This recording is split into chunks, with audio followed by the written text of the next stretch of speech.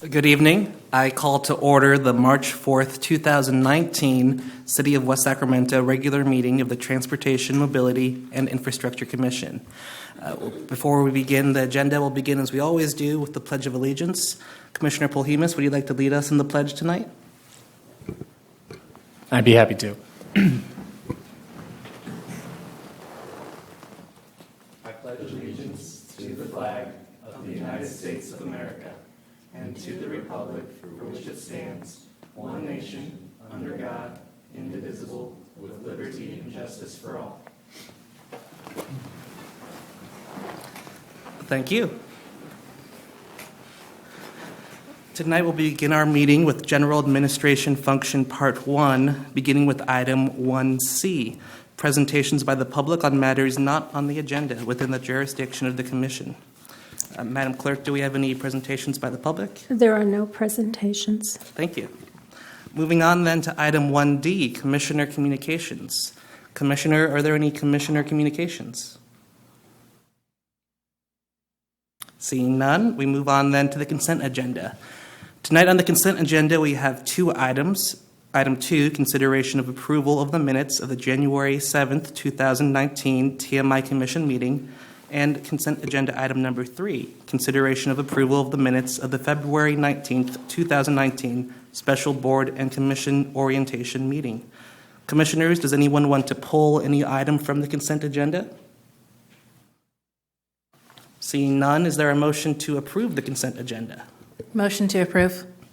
Is there a second? Second.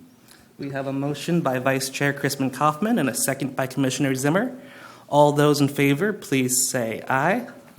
Aye. Any opposed? The ayes have it. Moving on then to the regular agenda, we have item number 4, update on the new dock at Rayleigh's Landing project.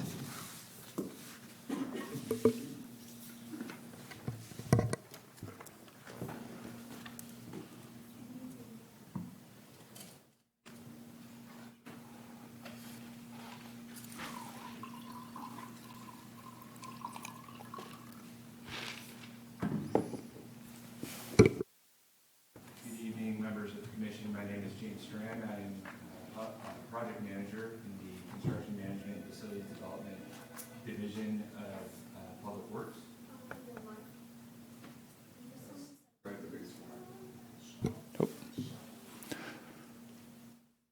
Good evening, Commission members. My name is James Strand. I'm a project manager with the Construction Management and Facilities Development Division of Public Works. Tonight I am presenting to you, or for some who may have already heard about this project, representing on the new boat dock at Rayleigh's Landing. This is a fairly high-level informational presentation, so I'll just get right to it.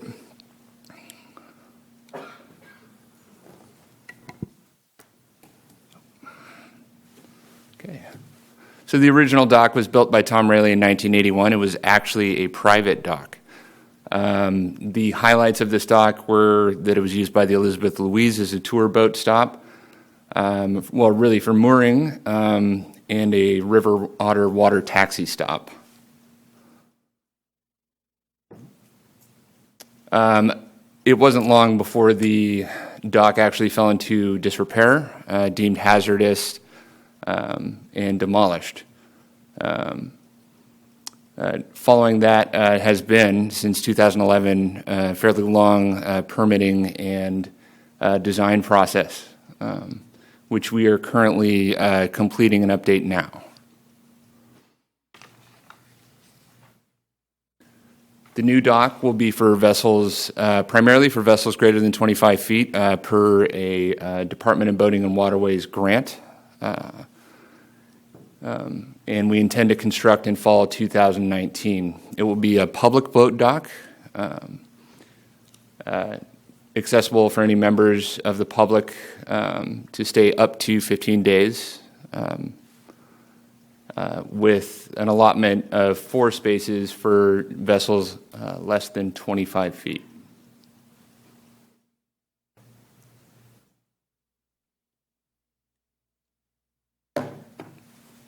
you have any comments or questions?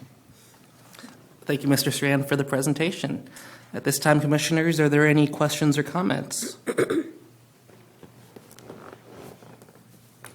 If not, I'll jump in. I have a few questions.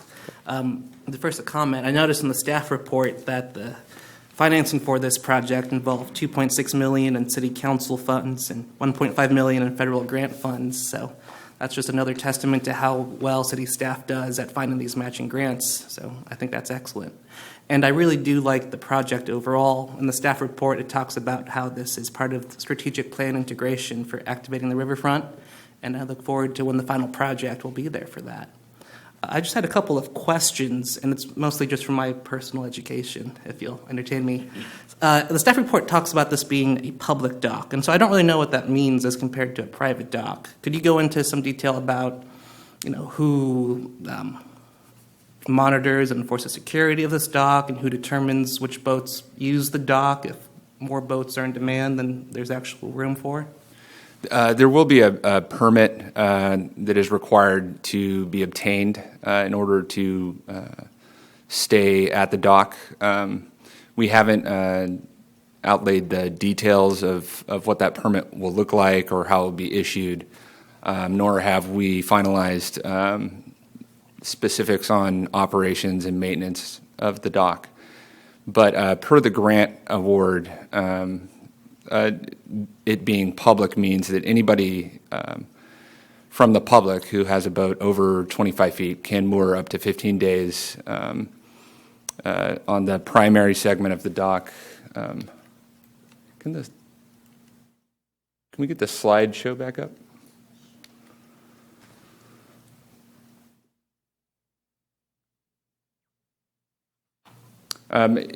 I would say when it was a private dock, that meant that Tom Rayleigh could essentially close the dock off to the public. It was at his whim that it was open to the public or not.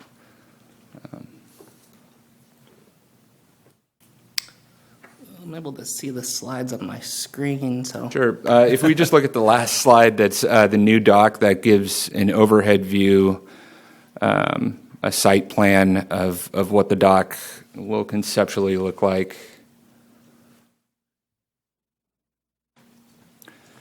So you can see there's featured, it looks like 6 boats or vessels which will moor to cleats. The access will be from the River Park walkway. Well, thank you for the information. And again, I really look forward to seeing this project help revitalize the riverfront when it's all done. Commissioners, are there any other comments or questions? Yeah, I have a question. Construction in fall of 2019, when is it expected to complete? Is that all of construction in fall of 2019? So, well, actually, per the requirements of, I believe, Army Corps of Engineers, we have to work within a window between August and October 31st. So August 1 and October 31st is our construction window. So we need to finish by October 31st. And when I see primarily for vessels over 25 feet with some four slots for less than 25 feet, who's primarily the target for this? Like who are we expecting to dock at such a over 25-foot boats? Those are big boats. That's why I ask. Erin Rivas, our senior analyst from community development, actually was really the driving force in getting this grant. She can actually speak to that, I believe. So technically the number is 26 feet or longer. It's a DBOT grant, Department of Boating and Waterways. And when people buy those larger vessels, they pay a special tax, which goes into this special fund. So that drives this whole program. So they're looking to bring in these people, these larger vessels. A lot of people from the East Bay and stuff just maybe have the larger vessels to sort of boost the economy. They don't have, I guess, a lot of docking space. So that is part of the program. That's why it drives it. The city actually prorated the 4 spaces, knowing we don't have a lot of bigger vessels in our community, to allow people from our own community to use it as well. But we just had to pay a portion of the project to allow that. Gotcha. Yeah, that answered my second question, which was how many people in our community have boats that are 25 feet or 26 feet or longer? So thank you for addressing Well, that. that kept me from going after that funding source initially, just because I didn't want to discriminate, because not a lot of people have those bigger boats. But in order to actually get that dock built, we had to get kind of creative. Is the sort of creative driving force behind a dock like this as a sort of an anchor to the overall bridge district and riverfront build out, that people from the Bay Area would be able to take, in essence, a ferry of some kind up the Delta into Sacramento, into West Sacramento, and spend their dollars here? That's the... Yep. Okay. Great, thank you. Other commissioners, any questions? I just have one more question. When you say public dock, does that mean people will be allowed to walk along the dock and fish off the dock and that sort of thing, or is that part of the plan? It is part of the plan. We haven't finalized those details. Right now, we're working through essentially, security gates and operations access. Who will be responsible for keeping the dock safe, and additionally, since there will be boats moored there overnight, how can we guarantee their safety for staying overnight? We're working through those issues now. Okay, thank you. Commissioners, any other questions? Yes. James, I'd just like to mention my appreciation for this project. It looks like you guys have gone through quite the process to obtain the permits, and I know and understand how difficult that can be working with multiple jurisdictions, multiple entities to try to obtain, and especially with certain timing restrictions that you may have within. Is it expected that boaters who will be mooring there will pay a fee for the permits in order to stay or to dock there at this dock, or is that undetermined yet? That's undetermined. Okay. Also, I'd like to show my appreciation. I think this would be a great placemaking attribute to this side of this side of Tower Bridge. I think hopefully it can be what's going on with the pier over in the Bridge District can be emulated here, and will be a big source of both cultural amenity and hopefully can engage and initiate some economic activity over on Rayleigh's Landing. Thank you. Commissioners, any other questions or comments? Seeing none, thank you very much, Mr. Strand. Thank you. Moving on to item 5 on the regular agenda, regular update on the pilot on-demand rideshare service.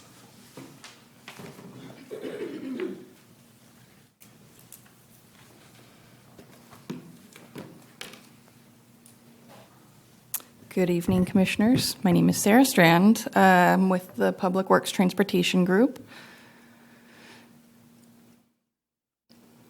So the purpose of my presentation tonight is really, to give the new commissioners an opportunity to be informed about this project, which is a pilot that's been ongoing for about 9 months now, and B, to provide a regular update, just to make sure everybody's up to speed on where we're at, since we're coming to the close of a 1-year pilot operating an on-demand rideshare program throughout the city. So first, I just want to start with a really brief overview in case any of the commissioners are less familiar with this project, since there are some new faces. A couple of years ago, the City Council directed transportation staff to begin exploring more innovative and more flexible public transportation options that could better support residents based on a lot of feedback that we had received from community members. After going through quite a process of researching other pilot projects throughout the country and exploring some different alternatives, we actually did a competitive procurement for a flexible transportation service. We received over 10 proposals, ranging from some of the familiar players in the game, those who operate traditional fixed route bus services, to Uber and Lyft and others. Ultimately, we selected a company called Via Transportation, Inc. They're more commonly known on the East Coast, where they are headquartered in New York City. And so by partnering with them, they actually made their first entrance into California as a TNC by partnering with the city. And we proceeded to launch in May 2018, about 9 months ago, a citywide on-demand ride-sharing program. The service operates anywhere within the city boundary at a flat fare instead of a variable fee, the way that Uber and Lyft works, but has a very similar experience by hailing a ride on your smartphone. And for those without smartphones, they're able to call and book rides. And also different from an Uber or a Lyft experience, it's corner to corner rather than door to door, although exceptions are made for those who may have mobility impairments. And there is a wheelchair accessible vehicle included on a dedicated fleet of Mercedes-Benz Metruses, which are rolled into the program in large part due to VIA's VC backing from Daimler, who owns Mercedes-Benz. So with that, I'm happy to take any other questions about kind of the details of how we actually launched this program. But in the meantime, I will update you on how it's been going. So in terms of performance, this program has performed better than we expected. We originally expected that it would generally produce similar results to a dial-a-ride program, which is usually around 2 to 2.5 passengers per hour. We're starting to see that it's climbing above 3 and getting closer to 4, which is really a very good performing dial-a-ride service with this additional application of technology. We've done over 53,000 rides to date, and we're doing over 2,100 rides a week. Depending on the week and the weather lately, it's between 2,100 and 2,500. The average ETAs have grown as demand has quickly grown for the program. So we started out around 6 or 7 minute ETAs, but we're still averaging 10, which is actually pretty darn good. And then in terms of how is this being shared, which was a really critical consideration, because one of the things we've been trying to learn from this pilot is, can this actually help reduce VMT and help achieve local and regional goals? So we're paying really close attention to the rates of sharing, and we look at 2 metrics when we look at that. One is just how many passengers are in the car, and at this point, over 63% of all rides have 2 or more passengers in the car, not including the driver. And the other piece we look at is just shared bookings. So how many complete strangers are getting matched by an algorithm in real time to be seated into the same car, and over 40% of bookings are shared. And then just one more nice fact about the program is that half of the 30 drivers that are active on the platform right now are all local West Sac residents. So in terms of when people have been using this has also changed over time. We have seen an inverted demand curve here relative to VIA's markets and other places where they operate more as a TNC or ride-hailing service, more like Uber or Lyft. In other markets, you see more of an AM/PM peak, usually focused around commuting hours, whereas in West Sacramento, we have seen midday peaks throughout the full 9-month pilot thus far. We think that some of this is attributable to a really intensive outreach that we did with the senior and older adult community early on, as well as some youth who get off earlier in the day, who we suspect there may have been some latent demand for this type of transportation for. And we've also seen higher ridership Wednesdays through Fridays. Fridays have quickly grown as a peak. But as the pilot has progressed throughout the 9 months, we've also started to see increased growth in the AM and PM peaks, and that's in the chart on the right there. So most recently, we did conduct some really early surveying, a 6-month user survey. This is in addition to a broader, more rigorous survey that is going to be conducted through a subcontract with UC Berkeley's Transportation Sustainability Research Center, who's going to be trying to help us get at some of the actual trying to quantify potential VMT impacts of this service. But in the interim, we just really wanted to obtain some preliminary information about who's writing this and how are they using it. So we released a brief survey, both online and in hard copies, at around the 6-month point of the pilot, aimed at a few key objectives. One, just who is riding. 2, what trip purposes are they saying that they're using it for? 3, what are they shifting from? And then 4, are people citing any impacts to quality of life in various ways? So we had a really good response to this survey. At the time, out of about, I think 3,750 accounts were open at the time. We got 521 responses. So, and of those, it was about a 92% completion rate. The respondents generally reflected the broader community relative to the most recent 5-year American Community Survey. But there was a little bit of a difference. We did hear a little bit more from young men ages 13 to 17, a little bit more from adults in their 40s, and from older women 60 and above. But most of the folks, 95%, actually lived in West Sacramento. And then actually 2/3 of respondents were female. So in terms of what folks said, we found that when we asked people how many rides they had taken in the past 30 days, the average ride was much higher amongst younger and older riders. Those with coming from lower household incomes, so between about $15,000 to $35,000 a year, and from women. And this is a theme that actually started to emerge across many of the benefits that we were hearing from survey respondents, although we heard from a really broad cross-section of the community that they're experiencing benefits. We heard from especially youth, seniors, women, and those from lower income households that they're benefiting. And this came out in a variety of different ways. So when we asked folks what types of trip purposes they were using this for, we started to see some interesting different use cases emerging here. Younger folks, especially those who may still be in high school, seem to be using this the most for commuting. In fact, commuting was positively correlated, or it was correlated, the younger you were, the more likely you were to be commuting. I'll say it that way. And so we see that there was a latent demand, especially for those under 18, because VIA allows riders age 13 to 17 to ride unaccompanied with parents' permission, whereas things like Uber and Lyft do not allow them to.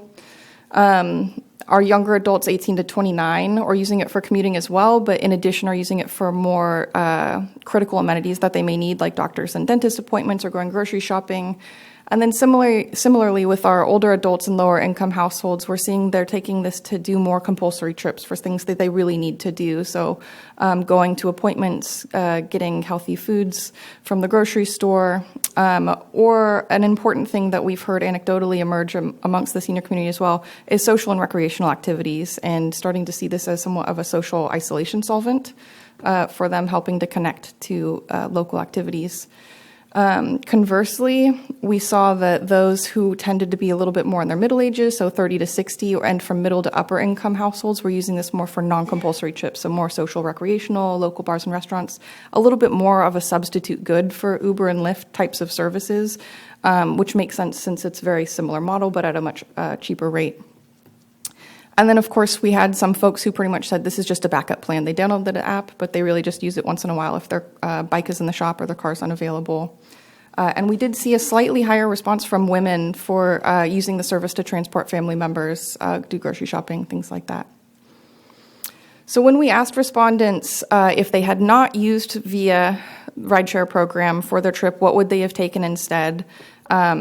We got some really interesting responses that we're hoping are promising indications of VMT implications of the service, namely that half of all respondents said that they would have taken an Uber or Lyft, and about a third said they would have driven alone or gotten a ride from a friend or a family member. I do want to qualify these responses because we did not capture anything around frequency of trips, so the magnitude of which they're replacing these. So this doesn't actually quantify the VMT impact, but it's giving us just kind of a general direction. Respondents were allowed to select all, but this still gives us some kind of aggregate indication based on what respondents said. Notably, about 20% also said that they are shifting from the bus, and about 14% said that they just wouldn't have taken the trip at all. So some latent demand there. When we dug a little bit more and kind of cross-tabbed this with some of the demographic information, we also made some interesting discoveries. Of the half of folks that said that they're switching from Uber and Lyft for some trips to VIA, it was actually pretty consistent across gender and household income.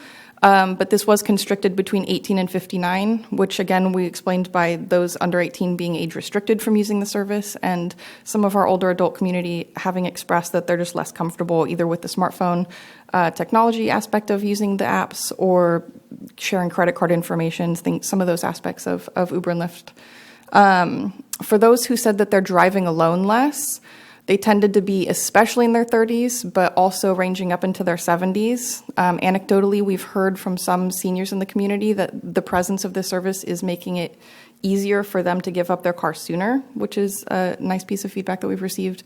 And those who said they're driving alone less also come from higher income households, which makes sense because they tend to own vehicles and drive them alone more often. Those who said they were shifting out of buses the most tended to be much younger, under 30, or much older, over 70, lower income households and women. And those who said that they are switching from getting rides from friends and family tended to be much younger, youth 13 to 17, who probably don't have their licenses and many other options, or older folks who may be increasingly driving less.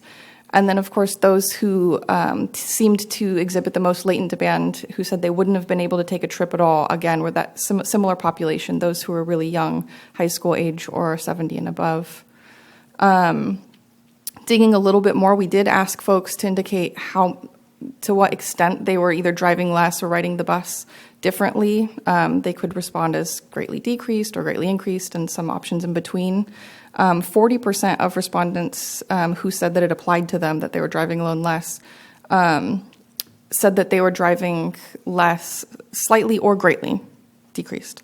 With the bus mode shift, we saw 41% said that their ridership on the bus had either slightly or greatly decreased, but 12% said that it had increased. So we're actually seeing some interesting relationships and interactions going on there. And then we also asked folks to give us an indication of how the service is impacting their quality of life. And this is where we started to we're trying to capture beyond some of the ridership metrics, some of the human element of this. And so 66% of all respondents said that they're feeling safer as a direct result of their use of the rideshare program. 59% said that they're feeling more independent. 77% said they're just overall feeling more satisfied with the city's transportation system. Over 40 said that they've gotten improved access to health care, or medical care, and healthier foods. 40% said they have lower monthly transportation expenses, but I will note the younger age group who did not have this type of option available to them, 13 to 17, actually said their costs have gone up. And about half of all respondents said that they're visiting local businesses more and participating in more social activities. So these are all nice outcomes to be able to have some quantification to put to. And again, I'll emphasize that of our respondents, this was especially emphasized by youth under 21, seniors over 60, lower income households, and women. So the other piece of the update is I wanted to let the commissioners know that we did just do a workshop with the City Council on February 20th. And at that workshop, we covered a lot of the information presented here today. But we also are heading into conversations around potential contract renewal with the VIA for an additional year of service, and starting to discuss what some of the costs may be associated with a variety of expansion scenarios. What I presented at that council meeting ranged from a status quo alternative, which is shown on the far left here, which we would estimate would cost about $1 million, and that would just be the same hours of operation and same coverage area, which is citywide, but ramping up the number of vehicles just to keep pace with natural growth. So coming up to about 11, or no, that's even just staying at 7 vehicles. But keeping pace with natural growth would mean ramping up to 11 vehicles. That would increase the price to $1.4 million.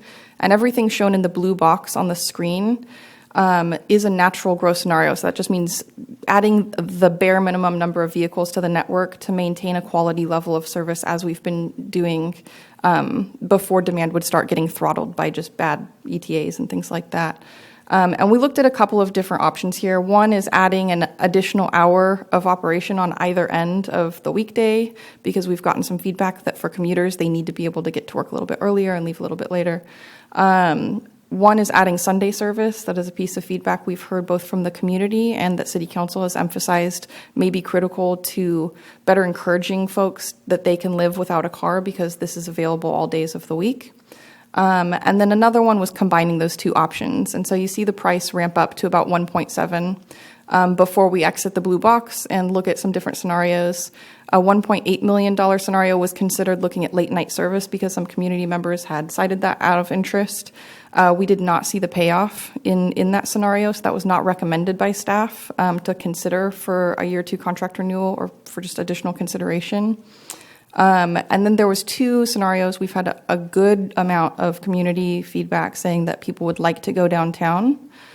This is not a simple thing to do for a variety of reasons. Cost being a big piece of that. We would have to increase to actually 17 vehicles, which has implications for how many drivers we would have to have on the network. Because we have 2 bridges as the only 2 access points to downtown, a lot of trip generation downtown, it could really impact the quality of service. So we would have to really ramp up the operation, not to mention political and regulatory obstacles that we would have to overcome. So this was also not recommended by staff for further exploration at this time for a year 2. City Council is generally supportive of this recommendation and emphasized that their number 1 goal is creating a sense of reliability and consistency with the service. So that being said, the next things that we're going to be doing going forward is also trying to figuring out the financing associated with this. In year 1, the way that we funded this program was partly through a grant from SACOG's first year of their TDM Innovations program. They granted us about $150,000, about $30,000 of which went to staff time and the remainder of which came from the TDA fund. We have typically only used TDA funds in the past to fund YOLO bus service, and we were actually the first in the state to use it for a service of this kind as a municipality. At the council meeting on February 20th, we also got authorization to reinvest $90,000 of revenues that had been recovered from fares or are anticipated to by the end of this pilot term, just to continue service for this pilot term because demand has exceeded our expectations. For year 2, the scenarios that I vetted with council and just presented to you, they range from $1.4 to $1.7 million. However, our estimated TDA allocation for the year is only going to be $2.8 million. And last year we spent $2.1 million on YOLO bus services alone. So even at the lower end of a year 2 via alternative, we may be potentially looking at a $500,000 to $700,000 shortfall that we will need to be making up. So there's a variety of things that we're going to be exploring. YOLO Bus is kicking off a comprehensive operational analysis of the transit network citywide, and so we'll be working really closely with them to see if there's any opportunities for streamlining of the network or places where VIA might be able to supplement or replace pricier or lower ridership aspects of the existing YOLO Bus service. And then we also have TDA funds and reserves. So that's where we're at. We'll be working on developing a couple of plans to bring back for council consideration. And I will also submit that if the commissioners have any questions or feedback on this, it would be appreciated to take forward to the council. And if we're unable to come up with a financing plan that is amenable to the council with those, then we can also potentially explore some other local funding sources. So in terms of next steps, we're still working with UC Berkeley to finalize a survey instrument that will support some of the more rigorous quantification around the impacts of the service. We're hoping to launch that this month and bring some results to the council no later than May. I'll be taking a draft contract renewal option along with a draft financing plan to City Council by April 17th for consideration for feedback. Unfortunately, unless there is a special meeting of the TMI Commission, I will not be able to return before taking the final contract renewal and allocation request to City Council on May 1st. We have to have a contract in place no later than May 15th to avoid a gap in service, as that will be the end of the one-year pilot. And again, we'll be continuing ongoing coordination with YCTD and looking at different options with bus service as they enter into their comprehensive operational analysis. So with that, I will end my presentation, and I'm happy to take any comments or questions that you might have. Ms. Strand, thank you very much for that informative presentation. Commissioners, are there any questions or comments at this time? Sorry, I just have a comment. And it's really a testament to how forward-thinking the city is with this project, because I have recently read on a local discussion board, 2 people who've been impacted by this service. The first was a mother who has worries about her child who has special needs. And the child was able to take VIA to get home, and not only did the driver drop the child off at the door, but sat there and waited until they were safely inside. So that's really, as a parent myself, that to me means the world, because that driver cared enough about that child's safety. The second is a individual who is disabled, and the bus services is just not viable for them to get around town, and even doing something like going to Walmart to get groceries for their house. VIA was able to bridge that gap for them and pick them up right in front of the store, so they were able to collect everything they needed, and the driver actually helped them get their stuff into their house. So that is a real testament. So to me, West Sac may not be this huge city, but the fact that we have the service like this is of the utmost importance, and I really commend you guys for going after the funding to keep this program going. Thanks. Thank you, Vice Chair Graceman Kaufman. Any other comments, Commissioner Parker? Yeah, I just wanted to add a couple comments, and I couldn't agree with you more. I think the service that you guys are providing through this approach has been really, really amazing, and kind of hearing your presentation as well. I think a couple of things that stood out for me is really about seeing how the statistic around 40% of people driving less often than they would in a single occupancy vehicle is really the approach for TDM, and being able to get that type of return on investment, I think, is something that's truly valuable. And as you consider funding for your TDA, your money, I think that you have to look at that return on investment. And if a program is being so fruitful, I think that it should be weighed considerably for that as well. I also think it's important, as you had some of the statistics around your teenagers and the ridership that you've seen with teenagers. I think that's really important to set the bar with offering the service and introducing it where you're having joint rides with other individuals. You're kind of allowing them the freedom to not owning a car as they grow up, and I think that's a really important tool for the city and those teenagers as well. A couple of questions that I had. I think you mentioned there's around 2,500 total users currently.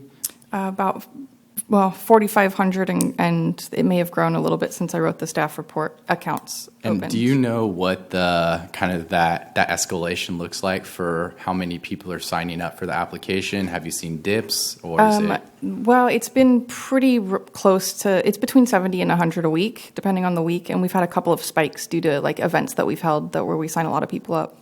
Do you, going into kind of the events, do you do any additional marketing or pushes for this type of programming through your social medias? Or We haven't in the past few months. We did a huge outreach and media push up front, very significant flyers, direct mailers, utility bill mailers, banners, social media, kind of both analog and digital.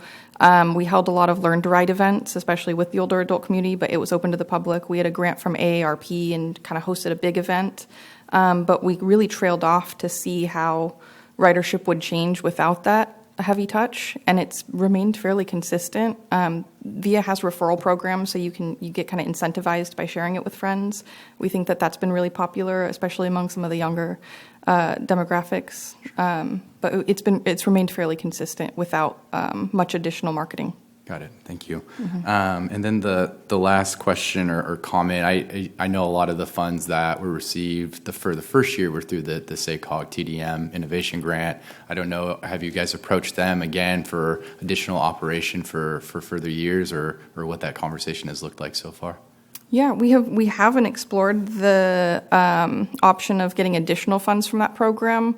Our understanding of it is typically that they are trying to kind of use it as seed money to test an idea, which doesn't necessarily preclude us from getting additional funding for this, but we would have to look into it a little bit more. Yeah, I mean, the last year was the first year that they had the TDM Innovation Grant, so they're probably learning a lot of what they want to fund as well. So especially as you're looking at how you expand the program, if it's the natural expansions or something else, I think that's another pitch to SACOG as an opportunity. That's great.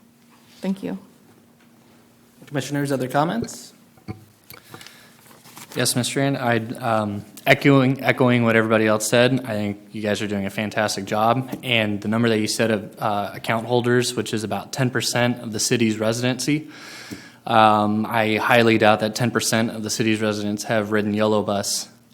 So you're able to subtract many, many single occupancy driver trips, and so I think that hopefully in, I don't know if 1 year usage will be enough to show that it is reducing VMT within the city, but I think increasing the service for it, and also if you keep on the trend of gaining 70 to 100 counts per week? Say again? 70 to 100 accounts per Account week? openings, yeah, Yes. that's where we've been. Yeah, I have no doubt that it should definitely reduce some VMT and reduce some congestion throughout the city. Definitely it's something we need as we're constrained with what we have in terms of connectivity in certain areas of the city. Other questions or comments, commissioners? Yeah, I was just curious as to whether there was any prospect of of electrifying the fleet of vehicles. Yeah, so we're looking at that in a couple of different ways. One is just through VIA's partnership with Daimler and seeing if they might be able to make available those. But we also did just secure a grant through SACOG's Green Region program in their first year of it, primarily for a pretty significant EVSE deployment citywide, but we did carve out a section of funding specifically to look into either leasing or purchasing some vehicles to integrate onto the fleet, pending the approval of a year two contract. Awesome. Commissioners, any other questions, comments?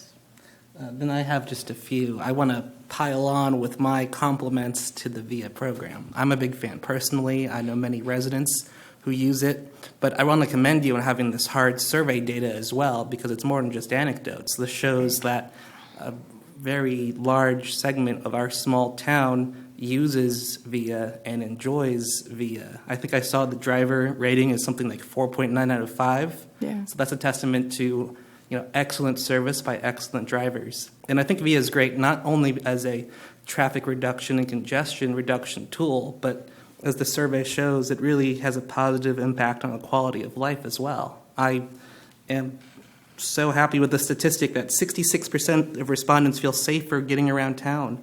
59% have a greater sense of independence. 41% say their access to healthy foods and medical care has increased. And I think that's fantastic to show that this is such a positive tool for the community, especially being used by seniors, by high school students, by those of lower income. I had just a couple of questions. You mentioned in your presentation that the time of day usership is sort of different than what's seen in other cities. It's used more during midday. And I remember at a previous TMI Commission meeting when VIA was first getting off the ground, there was talk of reaching out to either the West Sac Chamber of Commerce or other employers in the community to see if they would use VIA or add VIA as one of the additional subsidized transit methods like Yellow Bus and RT. Do you happen to know, has that borne any fruit in the last 9 months?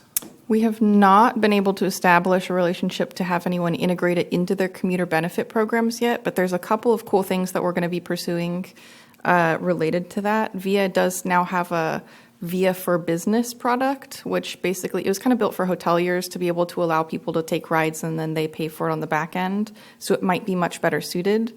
However, we are going to be reconvening efforts with some of the major employers to just even get it incorporated into their, pre-tax transportation benefits or commuter benefit programs.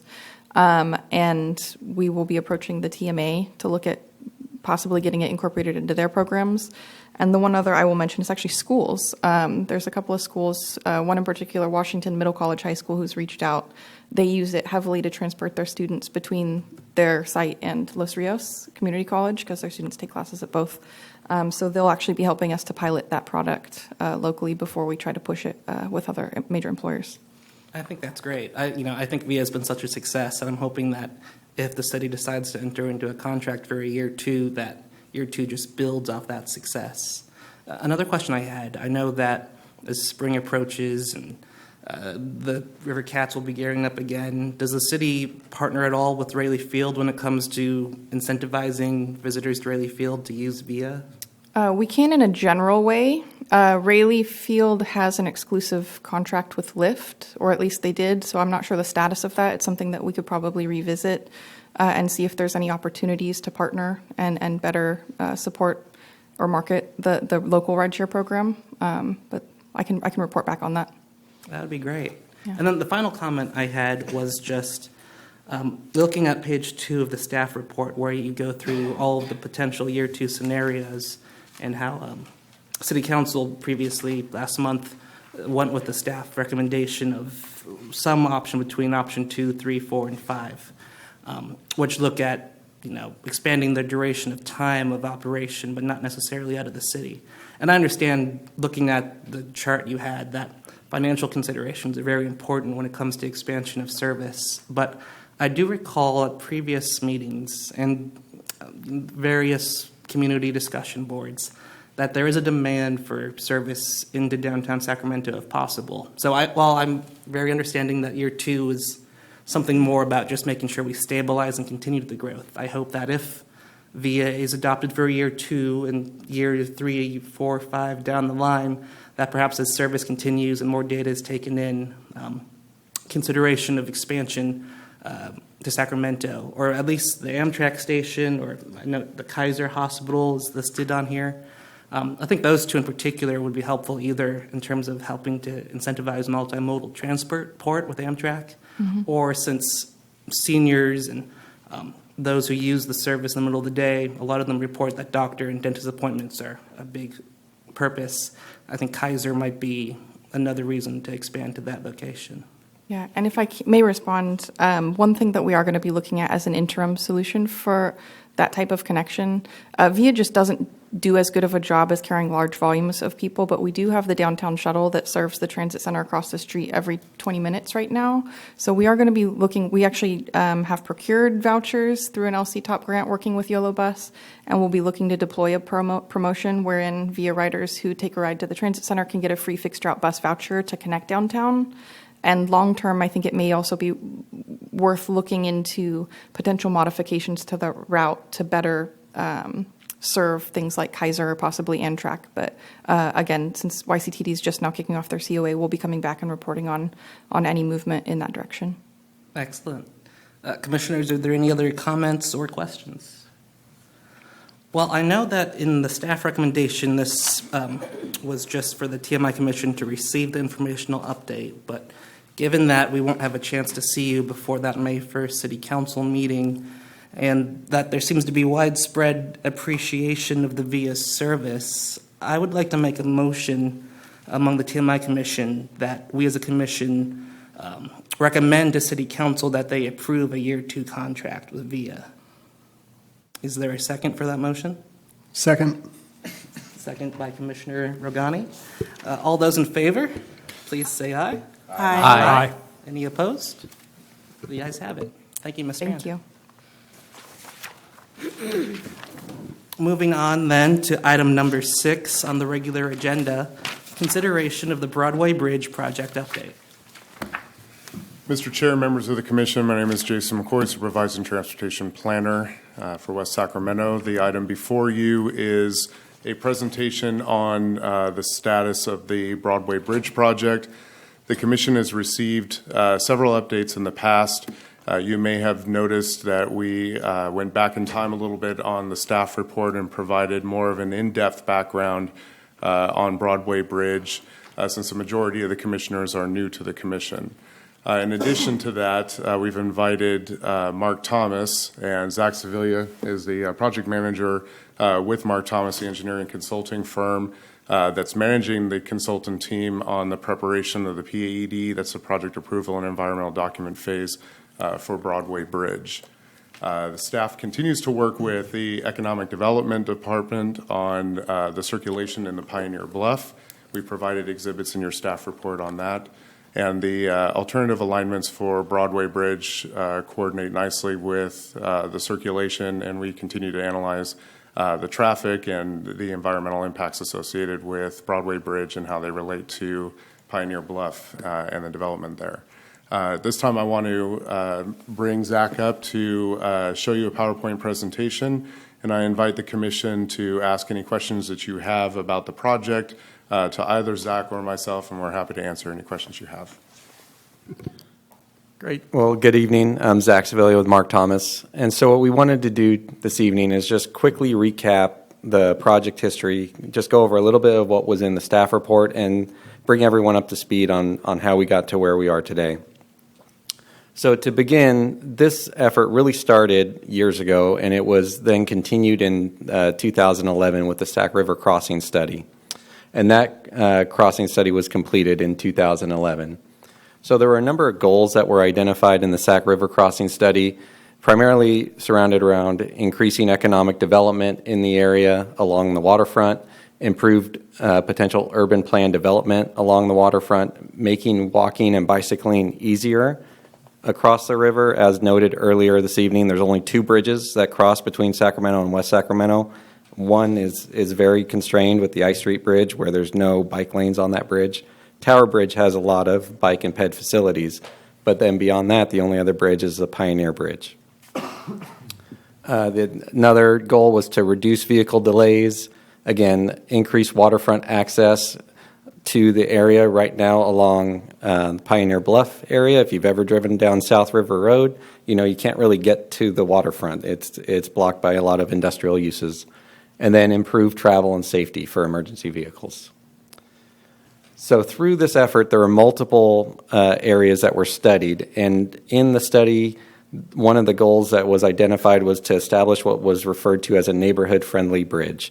So what is that? It's a bridge that was defined as serving short local trips, not something that's intended to serve, through traffic like US 50. It would serve all users, again, bikes, peds, vehicles. It would be architecturally pleasing. It would not require widening of the approach roadways, so essentially picking an alignment that makes sense for this bridge to touch down, not going into an area where you would then have to construct a number of other improvements that would then make that bridge functional. Be low speed and low profile. So the Sacramento River does have water navigation along the river, so you have to allow for boat access. And so the 2 ways to do that are, one, to provide a very high-level bridge like the Pioneer Bridge that is currently 60 feet in the air, or you would build a movable structure like I Street and Tower Bridge. And then do not connect to primarily residential streets.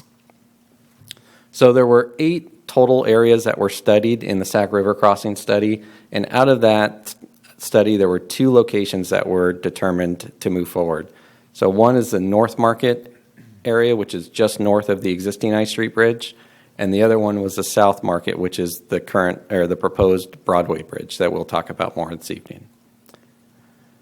Just for information, we wanted to provide you with an update of where the I Street Bridge currently stands. So this graphic shows the project as it's proposed. So the existing bridge, as you can see on the screen, the existing I Street Bridge would remain in place. The bridge is currently owned by Union Pacific, and then the cities have an easement to operate that top deck for transportation purposes.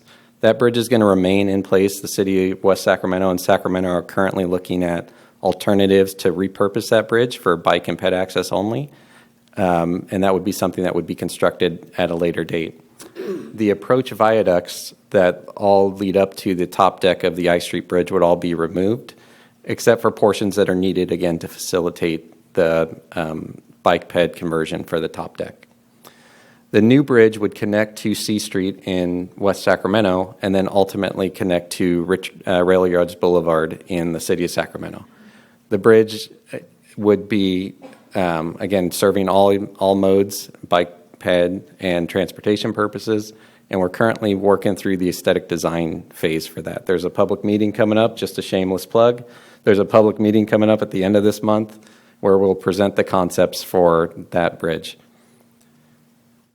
So for the South Market area, the Broadway Bridge, as we'll talk about later this evening, the primary purpose of this bridge is to connect the Pioneer Bluff area in West Sacramento to the Broadway corridor in the city of Sacramento.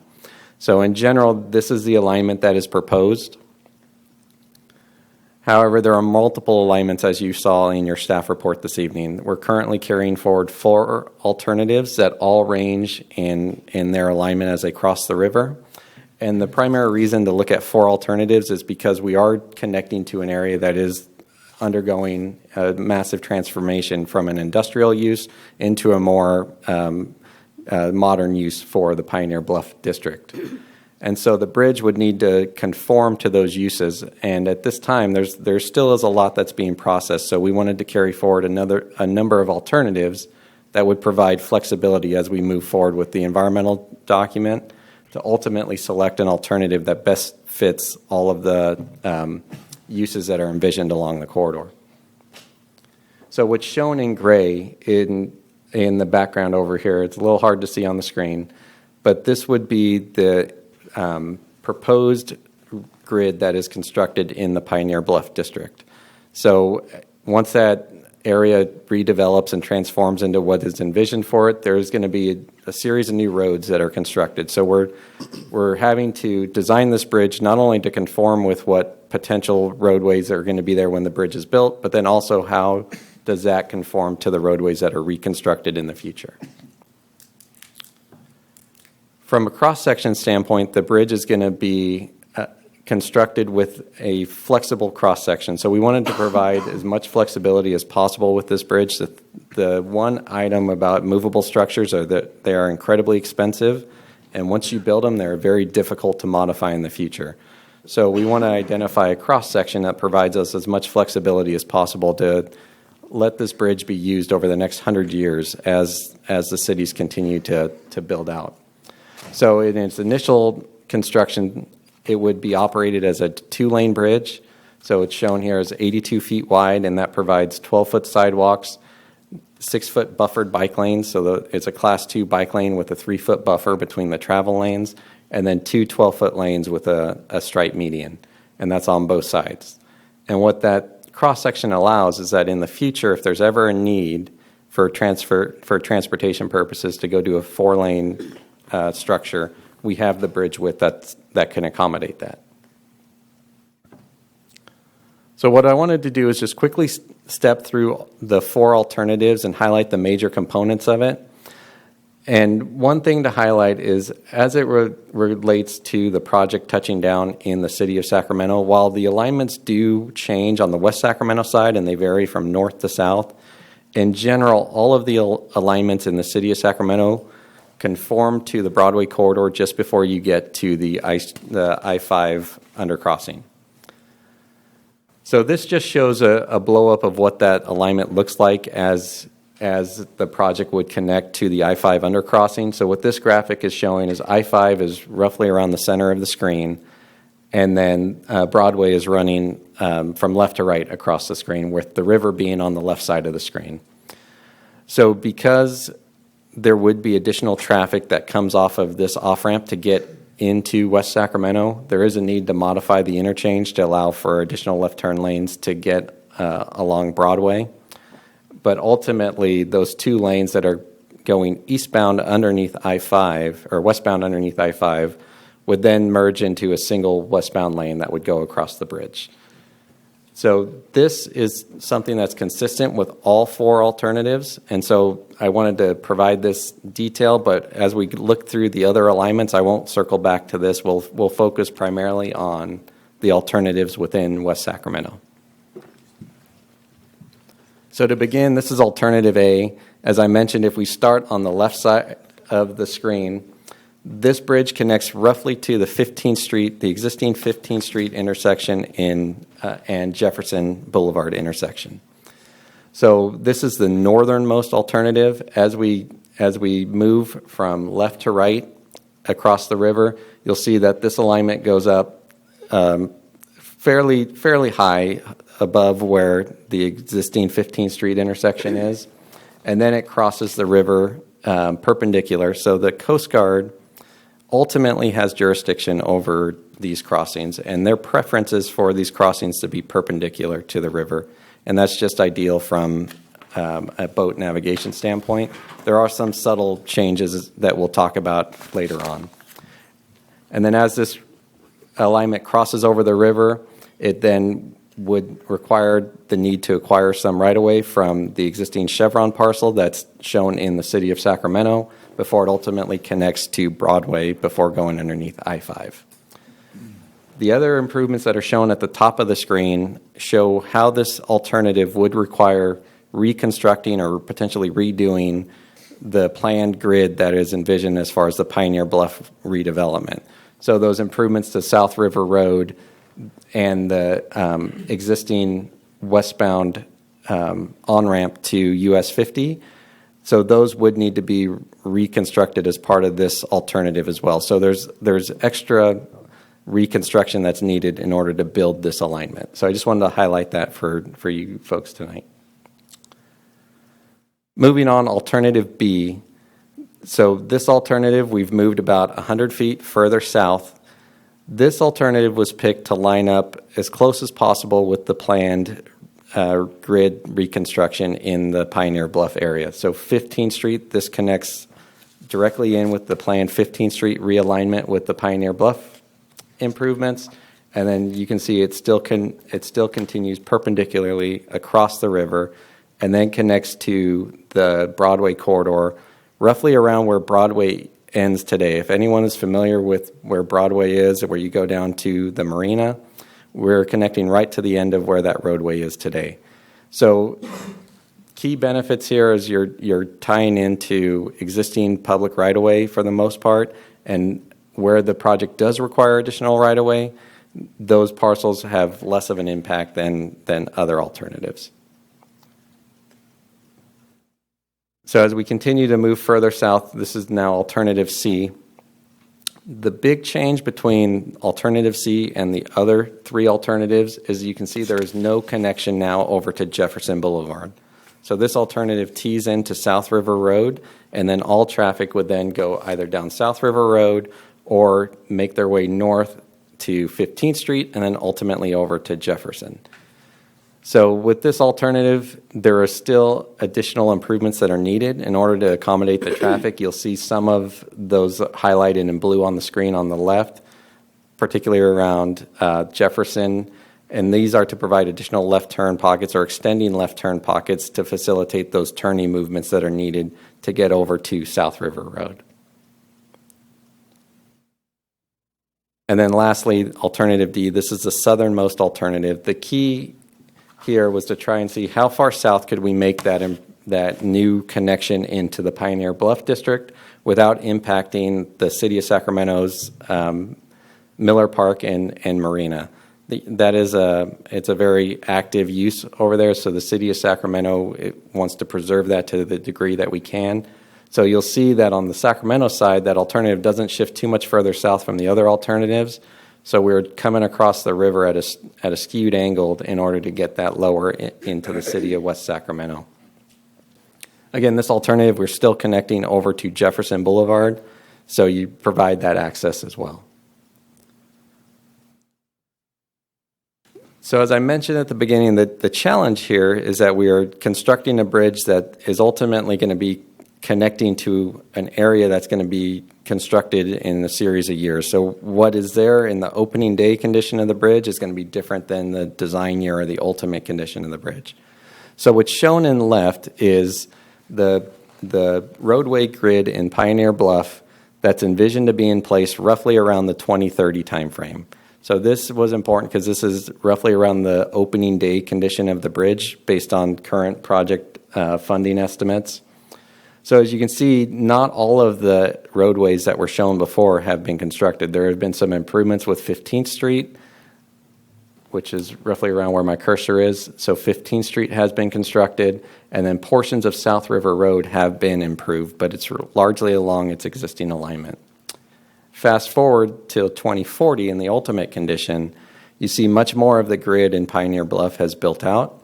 And so now you have additional north-south connections and additional east-west connections. So the traffic patterns and the traffic distribution is going to be different in the future than it is in the 2030 conditions. So how does that translate to a traffic analysis standpoint? So what we did is we looked at both conditions, both 2030 opening day and the future design year. And as you can see on the left side of the screen, There's a number of intersections that currently have no data populated for those, and that's because those intersections don't exist. But I wanted to highlight some key intersections and things that we found is with Alignment C. Again, this is the alternative that connects directly into South River Road. You do see at the South River Road and Broadway intersection, you do see increased levels of delay and lower levels of service, and this is because you no longer have that parallel capacity with cars getting over to Jefferson. All of those vehicles have to turn either left or right to get on South River Road. So that's where you see the level of service go down and the delay go up. In the design year, again, 2040, when the grid has built out more, you see those levels of service go up with Alignment C, but you still have additional delay because you have vehicles that are trying to get over to Jefferson Boulevard.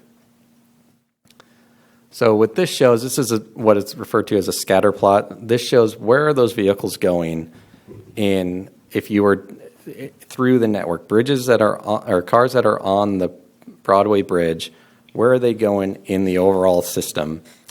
So what's shown on the left is if that bridge is connected to Jefferson Boulevard, the traffic that's going south of the bridge connection roughly splits 50-50 between Jefferson Boulevard and South River Road. If the bridge connects primarily to South River Road, like Alignment C, you have all of that traffic primarily going south along South River Road, and then ultimately it will then distribute into the rest of the system. So that's why you have additional delay with those intersections. As I mentioned at the beginning, the Coast Guard does govern the construction of this project, so we have met with the Coast Guard a number of times, and they have given us a preliminary bridge opening width of 170 feet. So why is that opening width important? Is because that opening width is what determines what type of a bridge we can build. All of these movable structures, they have their operating range.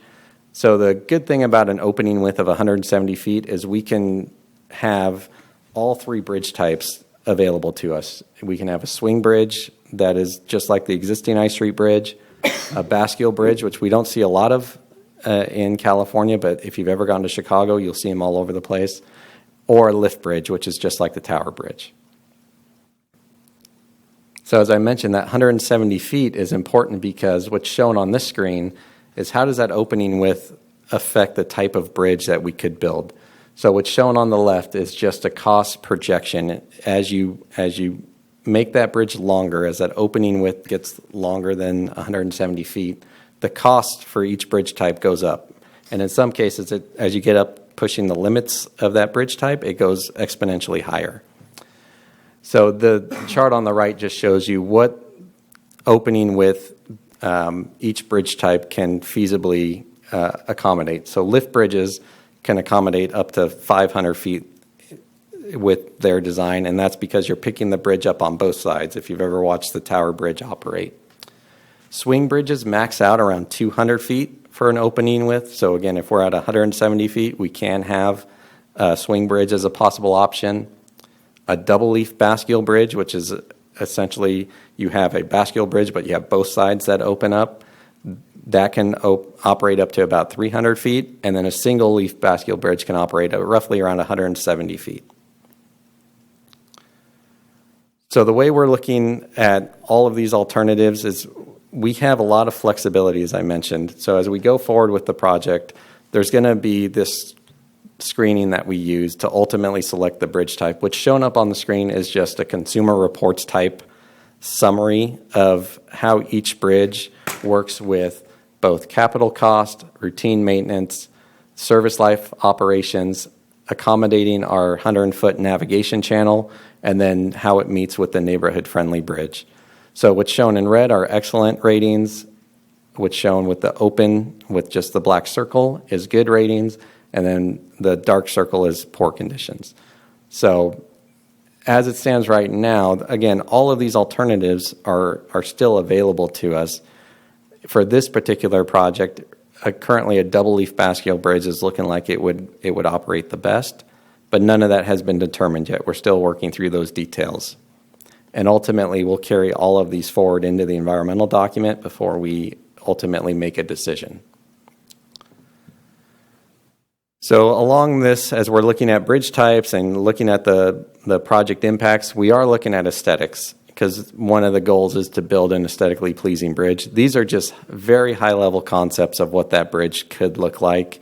All of these are going to be refined more as we move forward, but we want to keep an eye on the aesthetics for the project. And as we get further into the design, we'll envision doing a similar process as we're doing right now with the I Street Bridge, where we would go out to the community and work with the community and the cities and the representatives to identify the bridge type and bridge look that meets what the community wants. We've already started looking at some details. It's a little hard to see on the screen here. This is just some reference imagery that shows what elements we can add to the bridge.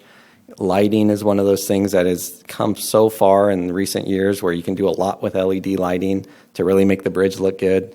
There's artistic elements that we can incorporate into the approaches and the bridge itself. Overlook areas that provide people an opportunity to stop and be out over the water, which is something, again, that you don't have that much opportunity to do now. So just giving people an opportunity to stop and just hang out over the water, which would be, I think, a great benefit. And then railings and then different paving as well. So I did want to highlight that we've had 2 public meetings for this project already. One was what we called our Riverfront Renaissance. It was a very broad look at the waterfront between Sacramento and West Sacramento and what opportunities exist along the waterfront. So this was looking not only at the Broadway Bridge, but it was looking at the I Street Bridge and then potential development opportunities in between there. It was very well attended. I think that we got a lot of good feedback for the community from that.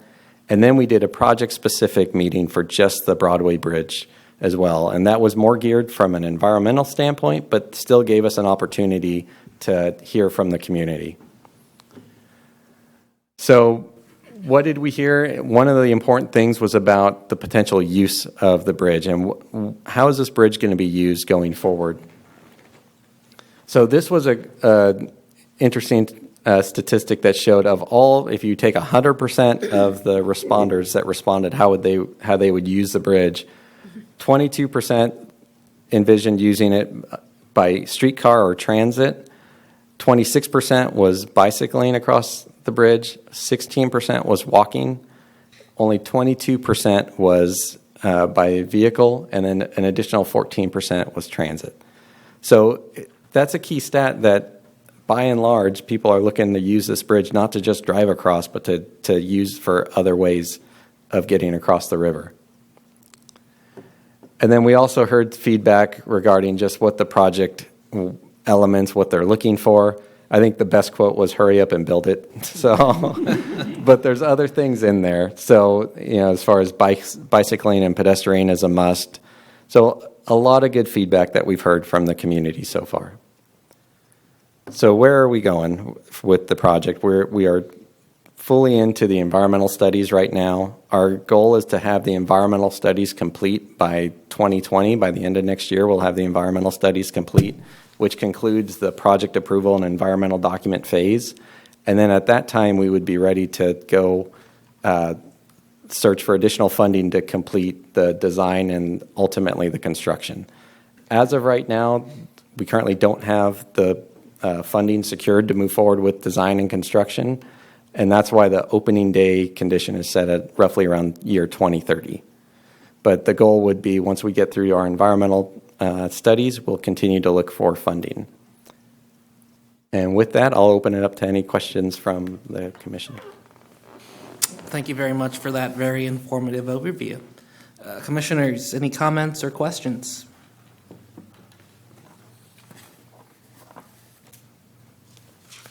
If not, I'll begin. Sure. Well, thank you very much. Like I said, I found this presentation very informative of the Broadway Bridge project, both from its inception to its design alternatives to the timeline. I had one question, starting with the timeline. You mentioned just now that the goal is that construction would be complete by 2030. I did notice, though, in the staff report on page 5, it says there would be an approximate bridge opening date in 2035. So I was just hoping for some clarity there. I'll take that one. So in the MTP, we have it set as it needs to be open by 2035. It's in our general plan as well. Of course, we're planning very far out. We do not have any funding secured at all for future phases of this project, which would include the PS&E, the project specifications, and the project engineering. We do have programmed $10 million toward that effort. That also includes right-of-way. We have done some options. The port has secured an option on the Shell property out there and intends to purchase that. That is helpful for us in the future and helps kind of move things forward. But we're also having to defer to our partners on the other side of the river who are currently working on the West Broadway specific plan. And they have told me personally that they do not have any future funding sources identified and no future plans to fund future phases of Broadway Bridge. That leaves us with kind of a sticky wicket that we have to plan for something that we can't say that we for certain are going to be able to move forward with within that time frame. However, we are looking at the 2030 opening year, and we have 2040, so the average of that, the 2035. As Zach had mentioned, we are continuing to look into other funding sources. However, we also, as a city, have other priorities that we're looking at, including the Enterprise Bridge. So, and then I know the city of Sacramento is also looking at the American River crossing. So we have very lofty plans, the two cities, and if we can find a way to make the stars align, then we'll move forward with this bridge. Until then, we just keep planning. Thank you.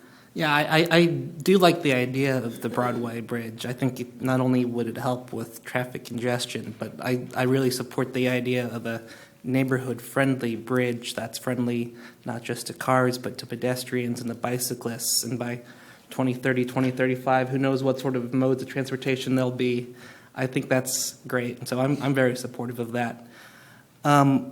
You mentioned 4 different alignment options for the West Sacramento side. Yeah. And I was wondering, what are the cost differences between alignments A, B, C, and D? Or is it too early to even have projected costs for each alignment? It is a little early at this point. I will say that alignment D by far is the most expensive, and that's because, I don't know if we can go back to that slide. Yeah. So alignment D by far is the most expensive because the movable span is the longest in alignment D. When I mentioned that the Coast Guard likes to have these alternatives run perpendicular to the river, and that's because you can have the shortest possible bridge opening width. Alignment D is skewed, as you can see, from the river crossing. And so the Coast Guard doesn't necessarily look at the bridge being skewed. They say, we need this opening width. So if you're skewing your bridge and you have to maintain the same opening width, well, that means your bridge just gets longer. And so roughly the cost for a movable structure is about $4,500 per square foot. So just imagine if you have an 80-foot wide structure and you just make that another 100 feet longer, the cost that you see for that additional bridge length. So they are very expensive structures. So alignment D by far is the most expensive alternative. If I could add to that, Commissioners, we currently have programmed in the MTP for future construction of this bridge $238 million. So with the I Street Bridge that we're looking at roughly around 172, somewhere around there, for that, when you start looking at construction of this bridge, but in future dollars, the escalation at 3% annually, I believe, it starts to get higher and higher. So our estimate in the feasibility study looked at approximately $170 million as the least expensive potential option, up to $300 million for the more expensive potential option. And that also correlates with what we're looking at now for different options and aesthetic enhancements for the current I Street Bridge. So it's not out of the realm of possibility. Thank you. And my final question then is really just to refresh my memory and maybe the memory of my fellow commissioners. If the estimated timeline for this Broadway Bridge project is sometime between 2030 and 2040, how does that compare to the timelines for completion of, one, the I Street Bridge replacement project, and then two, the Pioneer Bluff redevelopment? Not only the grid format that you mentioned, but also just South River Road and either building some sort of sidewalks or streetlight improvements. I'll let Zach speak to the schedule for the I Street Bridge replacement project. As far as the Pioneer Bluff transition plan, we have been planning Broadway Bridge with deference to that effort, specifically because in order to understand the traffic implications associated with the bridge, we needed to know what the circulation was going to be in Pioneer Bluff. So we actually put Broadway Bridge on hiatus. I think you'll see in the staff report that I provided, it was approximately from the time that the money was appropriated through Tiger, I think it's a Tiger 6 funding round. It was actually a year before we actually moved forward with that project. And the reason for that was in order to really understand what was happening with Pioneer Bluff and get a council-approved circulation plan first. Then after we did that, even though we were able to do some preliminary traffic analyses, we went back and looked at the traffic again with respect to that circulation, and that's where we're at now. So then when it comes to bike lane and pedestrian improvements to the South River Road stretch through Pioneer Bluff, is there a certain date in mind, or is it still in flux? It's still in flux. So it's as far as how Pioneer Bluff is going to develop, we chose these different years based on what the assumption was going to be for absorption and future development of Pioneer Bluff. So as you see the slide that's in front of you there, the bridge opening day only has a certain amount of infrastructure built out because only a certain amount of investment in Pioneer Bluff is anticipated up to that point. So the city is both going to contribute funding that will allow us to do some infrastructure enhancements, and at the same time it's expected that early development will be taking place, much of what you see right now in the Bridge District, in order to start moving some of that funding to produce more infrastructure enhancements. But it's not going to be enough for us to, in the 2040, when we're expecting that all the infrastructure is going to be built out for roadways, it's not going to be enough in the early phases for us to distribute traffic. So that's where we did the traffic analysis, and we're trying to make assumptions about how much is going to be built out at this point, how much is going to be built out at this point. I think the commission did receive a presentation from our economic development department that stated that full build out of all of Pioneer Bluff could take up to 100 years. So, we're doing a little bit of working on the crystal ball here to try to understand how much we anticipate the growth is going to take place in the city in the future. Thank you. And then in terms of the timeline for the I Street Bridge replacement? Yeah, so we are currently finalizing the project. We're in the final design phase for that. So we are working with a bridge architect to work through what is the bridge going to look like. That's going to be this year. And then by the end of this year, we want to have a final concept for what the bridge is going to look like. Ultimately finalize the plans and specifications for the I Street Bridge the following year. So we would start construction with the I Street Bridge in 2021. And it would be roughly around 3 years, 2.5 years to complete that. So bridge opening day for I Street is roughly 2023. And then there's other work that would continue into the following years. But generally, bridge opening day would be 2023 for I Street Bridge. Great, thank you. You're welcome. Commissioners, any other comments or questions? I had one question actually on looking at the bridge cross section. One comment that I had when you're looking at that cross section, how do you see the actual from your survey responses? 26% of people said they would use bicycles to get across this bridge as an opportunity. One thing that I can say as a commuter across the Tower Bridge, that bicycle infrastructure is a little bit daunting when using the actual bike lane rather than using the pedestrian crossway. I'm curious, you have, the two sections with 2 lanes or 4 lanes. You have a buffer with a 6-foot lane. what does that buffer potentially look like? Is there delineators or not?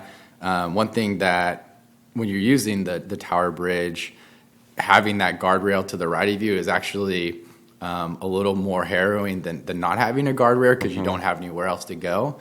So just considering the design aspect of it, the more protection that you can have, or I don't know if there's like Tower Bridge, you would be using the pedestrian walk path as a bicycle path as well, or what that looks like. Yeah, and the cross-section, I have it up on the screen, is envisioned that generally the buffered bike lanes that are on the road, that is going to be more of the commuter-focused bicyclist that's comfortable riding in the roadway. The buffer is there, and it could be anything from delineators to a raised curb to something that just notifies vehicles that there is a bike lane outside of there. But again, that's more focused on the more commuter bicyclist. Outside of that, there is a barrier that separates the vehicle portion of the bridge from the pedestrian or bicyclist, and that's a 12-foot wide multi-use path. So that could be for folks just walking, or for parents that are not comfortable taking their kid in a Class 2 bike lane, they could use that multi-use path to ride across the structure.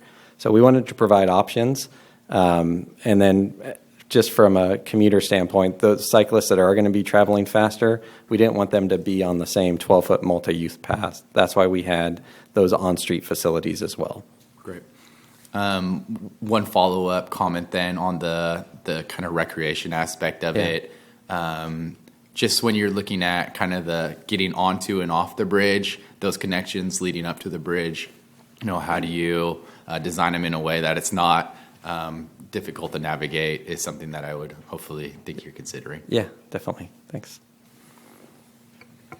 Commissioners, other comments or questions? I just want to say thank you for the presentation. I thought it was very informative, and it was very nice to hear why there were 4 different alignments being considered, and nice to hear that you were considering multi-use options on the bridge and flexibility. So that was basically my comment. Great. Thanks. Any other comments? Yes, this question is probably more geared toward the city staff. Of the total estimated right-of-way acquisition and construction costs, of what amount of that is likely to be real estate acquisition, and how is that looking to be phased? What are the major constraints to acquiring property for the construction of this bridge, and also for kind of the layout of the rest of the approaches? Well, you're outside of my realm of expertise, so I wouldn't be able to answer that for you. We had allocated $10 million for future right-of-way acquisition and PS&E. Part of that funding is anticipated to be used for engineering, the other part for acquisition of properties, and I really can't tell you. We have not done any analysis to determine exactly how much money is going to be required for us to acquire properties on both sides of the river. We haven't even kicked off that phase for the I Street Bridge.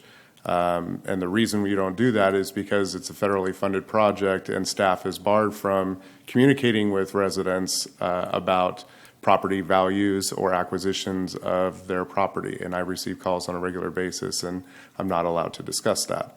So after we actually are concluded with the environmental document phase, and we have an approved environmental document, our economic development team will then work with a real estate acquisition specialist, and they'll do the assessment of the properties that are needed to be acquired and what the process of acquisition would be, either through a friendly acquisition or eminent domain.